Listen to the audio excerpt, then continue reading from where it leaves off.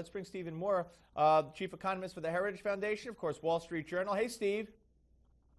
Hey, Steve, how are you? Good. Great to talk to you. I don't know if you heard Hillary here, but she was asked yesterday at some forum whether or not she's going to run. She said she's thinking about it. She got applause. But she said, and to me, this harkens me back to Ted Kennedy as well, where she said, you have to ask yourself, why do I want to be president and can I make a difference? And, if she's saying that she's asking herself why she wants to be president, she better come up with an answer for that one if she does decide to go ahead. I have an answer for that one. I know how she should answer that. Go ahead. She should say, what? She should say, what difference does it make? Very good, very good, very good. You can feel that one, Steve. Yes, no, absolutely, absolutely. Oh my goodness. Before we get to the economics of everything and where we are, and let me just say one thing about this. I think the most important thing in the country is that we beat her. We have to beat her. I mean, after 8 years of Obama, even 4 years of Hillary, I really shudder to think what will happen to our nation. And you know me, I'm an optimist, Steve. I'm a real optimist, but I don't know if 4 more years, 6 more years of this we're capable of surviving that. Yeah, well, it's coming from you, who someone who is an optimist. It is very frightening, and you're talking about it from an economic standpoint, or Yes, or everything. From our economy. Yeah. Our economy. My goodness, because if she wins, then Obamacare is going to virtually never be repealed. If she wins, you're going to have higher taxes. If she wins, the energy revolution is going to be brought to a halt. We can't continue to run trillion-dollar deficits from now on. I mean, a great nation cannot do that, Steve. And so, and look, I think, by the way, if we start to get things right, if we just start making some corrections, I think the U.S. economy could boom, but not under that kind of leadership. Yeah, no, I couldn't agree with you more. And to me, it's just frightening. You're the expert on the economy, and I'm the expert on nothing. But I sit here as someone who is better informed than most. And, on every level, whether it's the economy and whether it's foreign policy or whether it's domestic policy and scandal after scandal and running roughshod over the Constitution, and the Justice Department just prosecuting one way on bias crimes. And I mean, I could sit here for the next 20 minutes and list everything. And I don't know but I don't know, Steve, that we could survive the 3 years remaining under Obama. Well, I think we can because everything's in a holding pattern now. I mean, Obama's really pretty paralyzed right now. I mean, he's trying to do some of the stuff, as using the pen and the phone. But I don't think all the really terrible things we saw in his first term, like Obamacare and the stimulus and the $5 trillion of debt and, cash for clunkers, at least the Republicans in Congress are stopping that. But a point I wanted to make, about Hillary is people forget. Hillary Care, you remember Hillary Care? Absolutely. That was more liberal than Obamacare. Yeah, and she violated the sunshine laws to do it, too.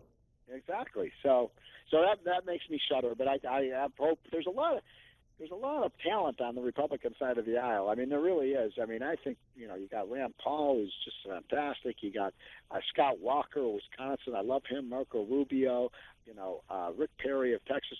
There are a lot of very, very solid Republicans. I think we're going to have a very strong field this time, unlike the last time. I know, but Stephen, if you were running if you were the presidential nominee on the Republican side, you'd already be kicked out because you dared to criticize Hillary. Now we had General Michael Hayden say of Dianne Feinstein that she has too much emotion invested in this issue to be fair in her report, and because he used the word emotion with a woman, they've already attacked him, and this is a forerunner of what they're going to do if you dare. Like when Hillary ran against Rick Lazio, and Lazio walked across the stage and handed her a piece of paper. He invaded a woman's space. I'm telling you, the stage is set. You cannot say anything about Hillary. Because you're right about that, and it's all going to be play into the whole theme of war against women, and we saw that replayed this week with Obama and your favorite Dianne Feinstein have this. I'm not Dianne Feinstein, Barbara Mikulski. I get those two mixed up. She has this gender pay issue, you know. And I was looking at the data, Steve, and if you look over the last 30 years, women's pay has gone up 60%, and men's pay has gone up 6%. Really? And they're still talking about, yeah, I mean, women have virtually caught up. They haven't completely caught up, but they're very close. Women's pay, if you correctly adjust, is 95% of what men make. 95%. Now, you know, who knows why there's that still small differential, but the idea, I mean, President Obama is just lying when he says women make 77 cents. I mean, that's just a lie. Even his own Labor Department says that isn't true. Well, you know, the joke is, Steve, that the media actually pointed this out and said, hey, the studies show that the White House pays 88 cents on the dollar, women to men. How do you explain that? And Carney used your argument, Steve, to say, well, you know, there are other factors here, but that... I know! But, yeah, and that then... That was so great because they... Yeah, I saw that too because it was Valerie Jarrett was on one of the TV shows and she was making. She said, "Well, you can't just compare." You know, she said the women have less experience and da da da. And I said, Valerie, that's exactly what's going on. That's why the whole issue is a non-issue. It's bogus. Of course it is. In fact, I make the case in this piece I wrote in National Review today on this that it's quite possible if the education trends continue, because 53% of college students today are women. 60% of the graduate students are women. It's quite possible in 5 to 10 years women are going to on average make more than men, and I wonder if then they're going to complain about the gender gap, the war against men. Oh no, that'll be perfectly fine. They're still complaining that girls have it worse in school. They're resurrecting this old stuff from the 80s, which was phony then. Girls are afraid to raise their hand. Now, don't use the word bossy. You're holding girls back. But all the statistics, as you correctly point out, show it's women getting the degrees. It's women graduating college. It's women doing better in the sciences and math. So, I mean, they're never satisfied, I guess, until boys are just, just put on the shelf somewhere. Well, there's just one asterisk to what you just said, because everything you said is true with one slight exception. Okay, because I want to correct you. This is important. So you're right, women, and I said this myself, women have made huge strides in the last 30 years. I mean, pay discrimination has virtually been eliminated. But, you know what's interesting? In the last 4 years, women's incomes have gone down by more than men's incomes. So isn't that ironic? President Obama, who got, huge percent of the women's vote, he actually has been the worst thing that ever happened for women. Yep.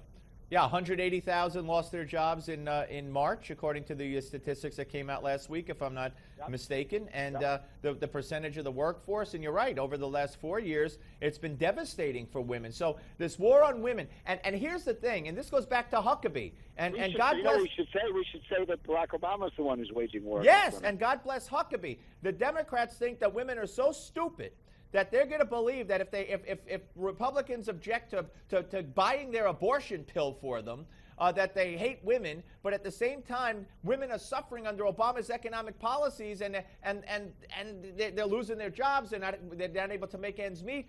And if they think women don't understand that, and they think that it's all about an abortion pill, then that's what Democrats think of women. Well, there's a related point on this. I mean, I'm glad we're having this conversation. Me too. I've been wanting to have it with you, Stephen, for a long time. Yeah. Well, let me make another point about this. So this whole idea of men against women, look, the vast majority of Americans are, not the vast majority, but the majority of households today have a husband and a wife who are both working, right? So they don't care about the pay. In other words, if a woman's pay goes down by a little less than a man's pay does, that doesn't help that household because it means both of them are suffering. And most Americans don't look at this in terms of gaps. They look at terms of how it's affecting their own household, right? And so, when men's incomes fall, that's hardly a great, achievement for women. Yeah, no, it's common sense, and I think women are smart enough to understand this. They will look at how they're being affected personally, not what Chris Matthews and the media is telling them how they're being affected. Stephen, great talking to you, sir, as always, and Chief Economist for the Heritage Foundation and, of course, the Wall Street Journal, and we'll speak to you soon, my friend. Talk to you next week. Thank you. All right. Stephen Moore, ladies and gentlemen. All right.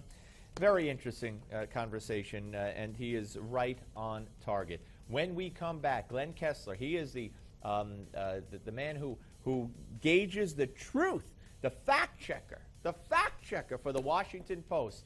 is going to fact-check Obama. Well, he has, and he'll explain himself right here on the Steve Malzberg Show on Newsmax TV.